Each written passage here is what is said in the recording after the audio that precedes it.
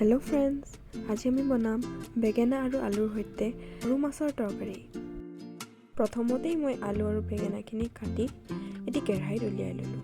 তাতে মই হালধি দিলোঁ, নিমখ, পিছা জালুকৰ গুড়ি দি দিলোঁ, বিলাহী কাটি দি দিলোঁ, জলকীয়া 3টা আৰু পিঁয়াজ। তাতে আমি মাছখিনি ঢালি দিম। ঢালি লৈ তাত জলকীয়া পাউডাৰ দি দিম, ধনিয়া পাউডাৰ, আদা নহৰু পেষ্ট আৰু সৰিয়হৰ তেল দিম আৰু আটাইখিনি আমি ভালদৰে মিহলি কৰি ল'ম। ভালদৰে আমি গোটেই মছলাখিনি চব্জিত সানি ল'ব লাগে আৰু কেইটুকুৰমান পানী দি দিম। ঢাকনি লগাই দিম, তাৰপৰা গেছত পাতি দিম। 10 মিনিট আমি সিজাব লাগে। সেইদৰে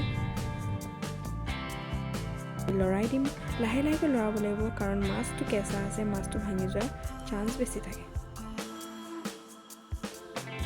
সেইদৰে আমি 15 মিনিটমান সিজাই থাকিব লাগিব।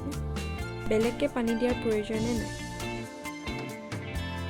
ভিডিঅ'টো চাই যদি আপোনাৰ ভাল লাগিছে, আপুনি লাইক কৰিব আৰু কমেণ্টত জনাব কি আপুনি এনেকুৱা তৰকাৰী খাই পাইছেনে নাই বা বনাই পাইছেনে নাই। ঢাকনি দি পুনৰ 10 মিনিটমান সিজাব লাগে।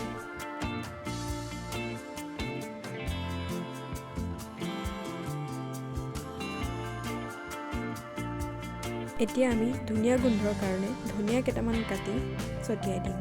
ভিডিঅ'টো চাই ভাল লাগিলে যদি লাইক কৰিব, ছাবস্ক্ৰাইব কৰিব। থেংকছ ফৰ ৱাচিং। এয়া তৈয়াৰ হ'ল আমাৰ সুস্বাদু তৰকাৰী।